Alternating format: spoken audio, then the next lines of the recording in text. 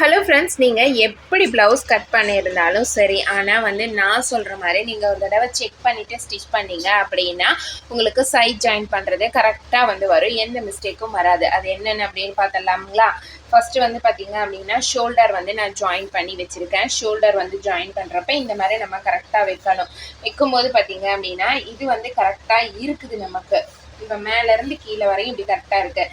இந்த கீழ் போர்ஷனில் மட்டும் பாருங்கள், பேக் தட்டு தான் அதிகமாக இருக்குது, ஃப்ரண்ட் தட்டு கம்மியாக இருக்குது. இது இப்படி ஸ்ட்ரைட்டாக வைக்கும்போது, ஆனால் இந்த கஸ்டமருக்கு இப்படி கொஞ்சம் கிராஸாக தான் வருது ப்ளவுஸு. அவங்களோட ப்ளவுஸே வந்து பார்த்திங்க அப்படின்னா கொஞ்சம் கிராஸாக தான் இருக்குது. அப்போ நம்ம இப்போ என்ன பண்ணணும் அப்படின்னு பார்த்தீங்கன்னா, இதுதான் ஷோல்டர். இது ஷோல்டர் அளவு வந்து இப்படி கரெக்டாக வந்து இருக்குது. அப்போ நமக்கு இந்த ஆம்கோலோட அளவில் கொஞ்சம் கம்மியாக வருது. லைட்டாக என்ன பண்ணுறேன் அப்படின்னா, பேக் தட்டில் ஆம்கோலை வந்து நான் இந்த மாதிரி கட் பண்ணி விட்டுறேன். ஓகேங்களா?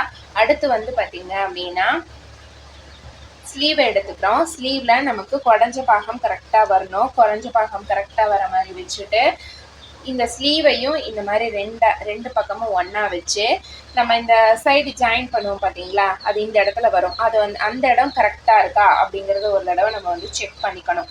இல்லை அந்த இடத்துல ஏதாவது அதிகமாக இருக்குதா இல்லையா அப்படிங்கிறத செக் பண்ணினதுக்கு அப்புறமேலு கரெக்டாக நான் வச்சுக்கிட்டேன்.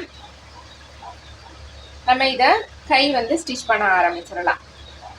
ஏன் ஸ்லீவை செக் பண்ணுறோன்னு பார்த்தீங்கன்னா, அந்த ஸ்லீவ் ரெண்டும் கரெக்டாக இருந்தால் தான் அது முடிகிற இடம் வந்து நமக்கு கரெக்டாக ப்ளஸ் போட்ட மாதிரி வரும். அதே மாதிரி தான் வந்து ஆம்ஹோல் கிட்டையும் வந்து பேக்கும் ஃப்ரண்ட்டும் கரெக்டாக இருந்தால் தான் நமக்கு அது முடிகிற இடம் வந்து ப்ளஸ் போட்ட மாதிரி கரெக்டாக வந்து வரும்.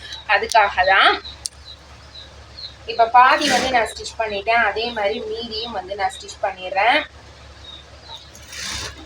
இந்த மாதிரி நீங்கள் ஒரு தடவை செக் பண்ணி பார்த்து ஸ்டிச் பண்ண ஆரம்பிச்சிங்க அப்படின்னாவே உங்களுக்கும் ஆம்ஹோல் வந்து ப்ளஸ் போட்ட மாதிரி வந்துடும். எந்த விதமான மிஸ்டேக்கும் இருக்காது. இப்போ நம்ம ஷோல்டரை கரெக்டாக வச்சிடறோம். அதுக்கப்புறம் ஸ்லீவ் ரெண்டையும் வந்து சரியாக வச்சுக்கிறோம். அதுக்கடுத்து வந்து இப்படி பேக் அண்ட் ஃப்ரண்ட் ரெண்டையும் இப்படி கரெக்டாக வைக்கும்போது பார்த்தீங்க அப்படின்னா மேலேருந்து கீழே வரையும் கைக்கிட்ட வரையும் பாருங்கள் நமக்கு சரியாக வந்துருச்சு. அதுக்கு மேலே இங்கேருந்து இங்கே வரையும் பார்த்தீங்க அப்படின்னா இந்த மாதிரி பர்ஃபெக்டாக வந்து வந்துடும். ஓகேங்களா? கண்டிப்பாக வந்து ட்ரை பண்ணி பாருங்கள். இந்த மாதிரி ஸ்டிச்சிங் சம்மந்தமான நிறைய விஷயங்கள் வந்து தெரிஞ்சுக்கணும் அப்படின்னா மறக்காமல் நீங்கள் நம்ம சேனலை வந்து ஃபஸ்ட் டைம் பார்க்குறீங்கன்னா சப்ஸ்கிரைப் பண்ணி சப்போர்ட் பண்ணுங்கள். ஓகே, தேங்க்ஸ் ஃபார் வாட்சிங். இன்னொரு தடவை நான் உங்களுக்கு க்ளோஸ்அப்லேயே காட்டுறேன். மேலேருந்து கீழே வரையும் பாருங்கள். இது பேக் அண்ட் ஃப்ரண்ட் ரெண்டுமே நமக்கு ஸ்லீவ் ஜாயின் பண்ணுற இடம். அதுக்கப்புறம் அப்படியே கண்டினியூவாக வந்தது அப்படின்னா பேக் தட்டு ஃப்ரண்ட் தட்டு ரெண்டுமே. ஓகேங்களா?